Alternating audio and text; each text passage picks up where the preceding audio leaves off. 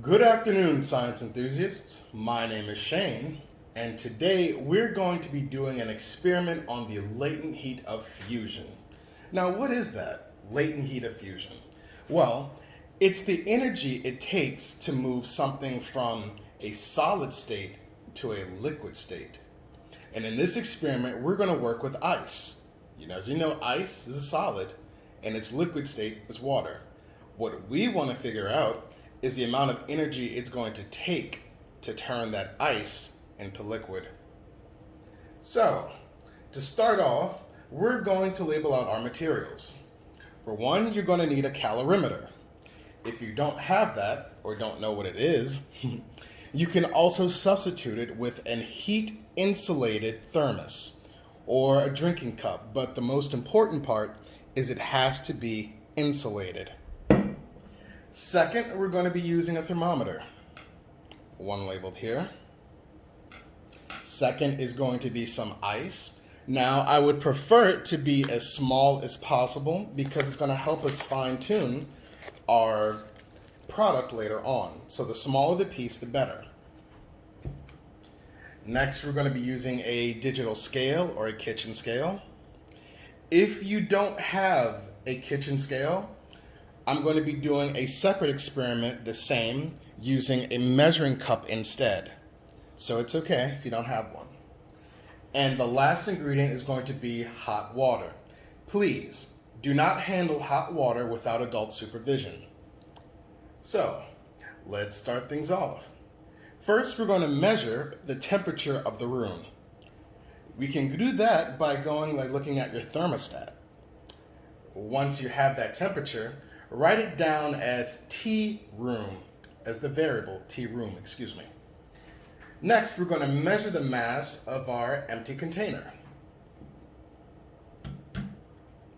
We're going to write down that value as M container.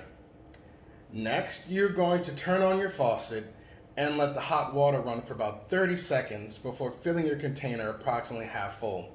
Note, this water needs to be at least 15 degrees higher than room temperature, okay? I've already got it measured out here. After that, we're going to measure that warm water, and we're going to write it down as T start. Now, carefully measure the mass of the container filled with the water.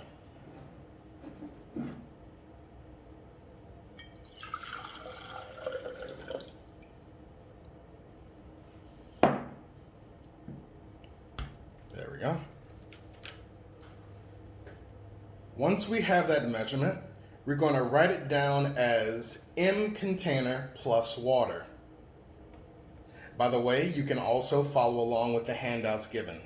I'll link down in the description below. Now, once we have that there, we are going to add small pieces of ice to the container until it melts. What we're going to do is you're going to add a piece slowly, and you're going to stir. And we're going to keep stirring until all the ice is melted. That should be easier to take this off the scale.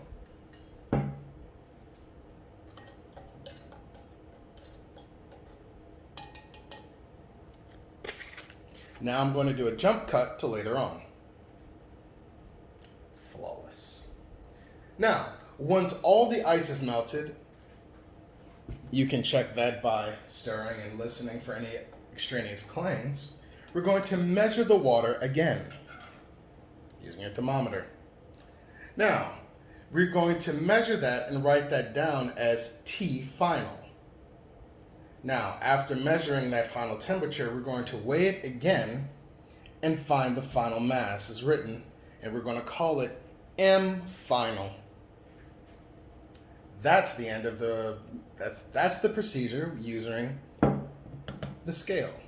Now I'm going to use the procedure using a measuring glass. Now, just like before, stop. Now we're going to do the procedure with a measuring glass.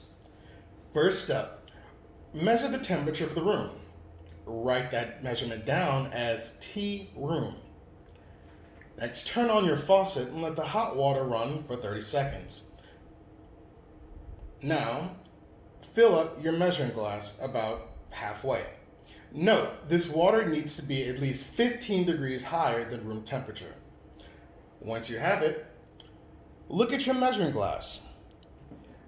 Write down the level of water. For me, it's about a little over 150.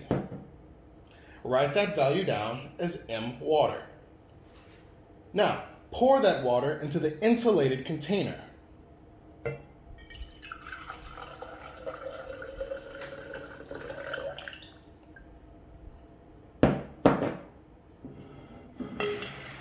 There we go. Now, measure that water. Write down that measurement and assign it the value T start. Once you have that value, go ahead and add small pieces of crushed ice. And once you have your small pieces of ice added, stir until completely dissolved.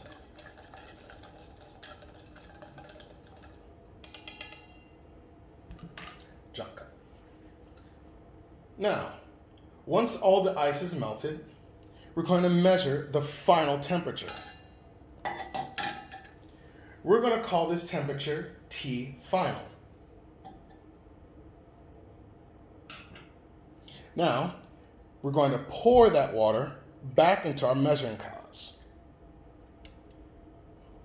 And we're going to record the level of water. For me, it's slightly above 200. You're going to write down that value as M water plus ice. Once you have all your variables written, move on to Lab 6 of the worksheet. Thank you, and good luck with your experiments.